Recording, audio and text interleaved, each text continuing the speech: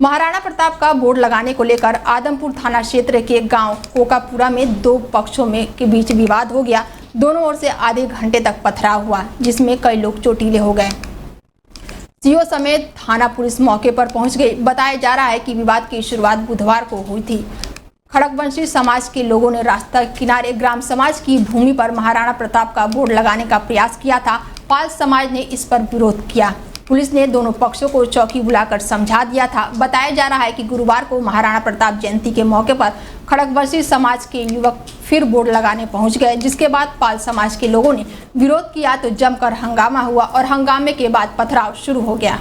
नोएडा और ग्रेटर नोएडा में चोरों और बदमाशों के हौसले बुलंद हैं। बता दें कि इसी बात से अंदाजा लगाया जा सकता है कि चोर बंद दुकान में चोरी करने पहुंच गए। चोर एक के बाद एक वारदात को अंजाम देकर पुलिस की कार्यशैली को सवालों के घेरे में खड़ा कर रहे हैं। ताजा मामला ग्रेटर नोएडा दादरी कोतवाली क्षेत्र के नहर बाईपास का है, जहां पर परचून की दुकान चलाने वाले सुमित चौधरी का कहना है कि वो रोज की तरह अपनी दुकान बंद करके घर जा रहे थे। सुबह जब वो दुकान खोलने आए तो देखा कि दुकान का शटर टूटा हुआ है और दुकान के अंदर का रखा सामान बिखरा हुआ है और दुकान में रखे गए इन्वर्टर, बैटरी सहित कई सामान गायब है। पीड़ित ने इसकी सूचना पुलिस को दी।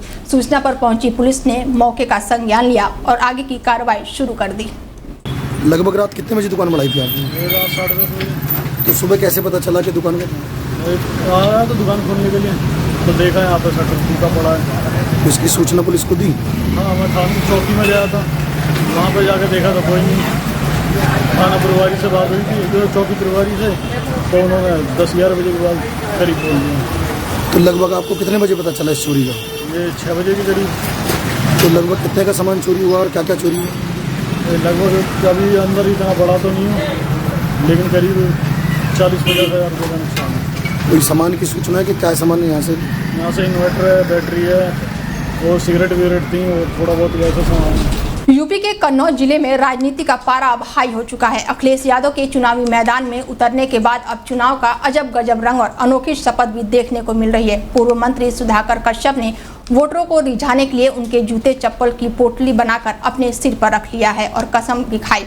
वहीं सुधाकर ने कश्यप समाज के लोगों को शपथ भी दिलाई। कन्नौज में चुनावी दिन प्रतिदिन दिलचस्प होता जा रहा है। लगातार बड़े बड़े नेताओं का आगमन और नुक्कड़ सभा भी एक के बाद एक होती हुई नजर आ रही है।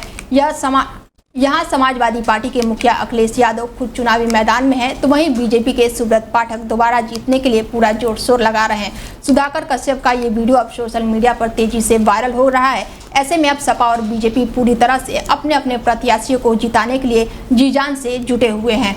ये मेरी जूती, ये आपकी जूती मेरे सर पर रखी है। ये जूती इसलिए आपके सिर पर, आपकी सिर के अपने सिर पर रखी है। ये आपके चरणों की धूल है।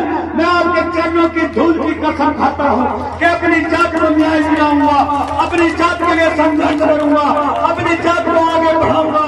बाबा साहब के सपने को साकार कराएंगे, बाबा साहब के संविधान को बचाएंगे।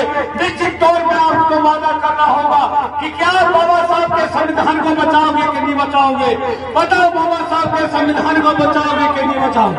मैं जूती आपकी जब सिर से उतारूंगा जब आप संविधान को बचाने की कसम खा लेंगे, बाबा साहब के संविधान को बचाने की कसम खा लेंगे